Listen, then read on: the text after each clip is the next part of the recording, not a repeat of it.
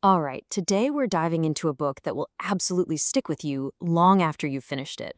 We're talking about Nawal El Saadawi's unforgettable novel, Woman at Point Zero. I mean, this is a story that really forces you to look at things like brutality, what freedom truly means, and the staggering price of speaking your truth. So get this. This is the central puzzle of the entire story. Imagine a woman on death row, and she gets offered a pardon, a chance to live, right? And she says no. She refuses it. How do you even begin to wrap your head around that? Well, to even try, we have to go back and walk through the life that led her to that exact moment.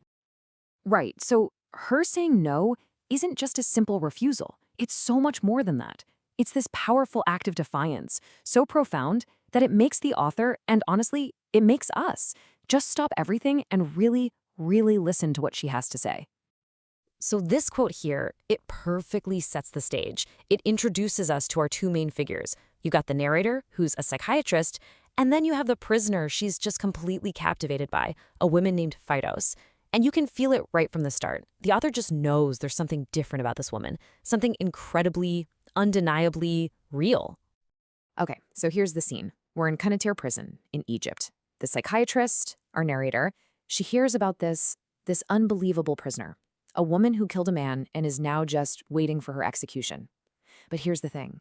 She refuses to sign the papers that could actually save her life. The psychiatrist becomes completely obsessed. She has to know why. And then finally, the day before the execution, Firdaus agrees to talk. She agrees to tell her story. Now, to really get the power of this story, you gotta know a little bit about the woman who wrote it and the real-life encounter that sparked the whole thing. See, the narrator, she's not just some character the author made up. The psychiatrist in the story is Nawal El Saadawi herself. And think about her background. She's a doctor, a novelist, and a totally fearless feminist activist. That combination gives her this incredible, unique perspective to see and understand Firdaus's story. It's the perfect lens. I mean, look at her life. It was all about conviction and facing the consequences. She becomes a doctor in 55. Then in 72, she gets fired from the Ministry of Health because she wrote a book called Women in Sex. Talk about ahead of her time. In 75, she writes Woman at Point Zero, inspired by a real prisoner. And then, and this is just wild, in 1981, she herself is thrown into the exact same prison, Qanatir, for her political views. You see, she didn't just write about this world. She actually lived it. So this is super important to remember. Yeah, Woman at Point Zero is a novel, it's fiction. But it was born from a real-life encounter. Al-Saadawi met a woman just like Firdaus while she was doing research on women in prison. So the story, it's rooted in a really chilling, really authentic truth. Okay, so now let's get into Firdaus's story. And her life, you could really see it as this one long, heartbreaking search for dignity in a world that seems absolutely determined to deny her any of it. I mean, from the second her parents die, Firdaus is just passed around from one man to the next, and every single one of them exploits her. First, her uncle takes her in, and for a second, he seems like a savior. But then, he marries her off to this cruel, much, much older man just for the money. She manages to escape him, but then she falls into the hands of a guy named Bayumi, who literally locks her up and lets his friends abuse her. It's just this relentless, horrific cycle of male control. But then, in the middle of all this horror, Bayumi asks her this incredibly simple question. Now, what makes this moment so unbelievably powerful is that it is the very first time in her entire life that anyone has ever asked her what she wants. She's so shocked she can't even speak. And that tiny little spark of choice, it just ignites this fire inside her, this obsession with being able to decide her own fate. So, after she escapes again, Firdaus finds a totally new path. And it's one that offers a very complicated and very dangerous kind of freedom. She ends up meeting a high-class prostitute, a woman named Sharifa. And Sharifa teaches her something revolutionary, that her body, which up to this point has only brought her pain and been used by others, it can also be a source of power, of financial independence. For the first time in her life, she has her own money. So later on, after a client shames her, she tries to go straight. She tries to live a so-called respectable life as an office worker. But the difference is just it's night and day. What did the respectable life get her? Low pay, having to be submissive to male bosses, and just devastating emotional betrayal. But as a prostitute, sure, there was social shame. But there was also financial freedom. There was this weird kind of power she had over the most powerful men in society.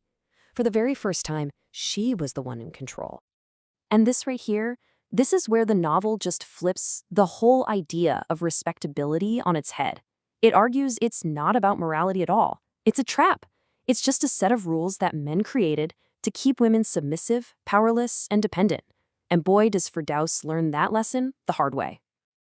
So this realization, it pushes Firdaus towards her final, absolutely explosive confrontation with the world that has been trying to break her from day one. Her rebellion really comes to a head in two key moments. First, a pimp tries to control her life and her money, and she kills him, just like that. Then later, some wealthy prince tries to buy her, and she looks him in the eye, takes his money, and tears it up right in front of him. I mean, what a stunning rejection of his power. And you have to understand, in the world that she's been forced to live in, these aren't just crimes. This isn't just murder or being disrespectful. No, these are the only moves she has left to fully reclaim ownership of her body and her soul. It is her ultimate way of finally saying no. So all of this entire life story, brings us right back to where we started. Back to her final days in that prison cell, and to the choice that would ultimately define her legacy.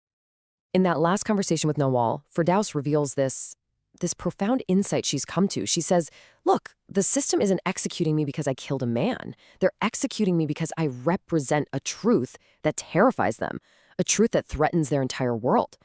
And what's that truth? It's that a woman can refuse to be owned. As you can imagine, the author leaves that prison completely haunted.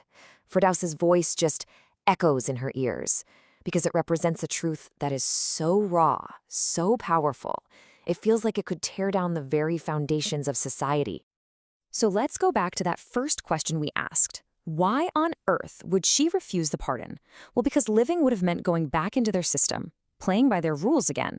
By choosing how and when she would die, she makes the one choice that nobody could take from her. It was her final and her most absolute act of freedom. And that's what the novel leaves us with, this really heavy question. Firdaus paid the ultimate price for her truth. It really makes you think, doesn't it? What is the real cost of speaking an uncomfortable truth? A truth that could shatter worlds. Something to think about. Thanks so much for joining us for this explainer.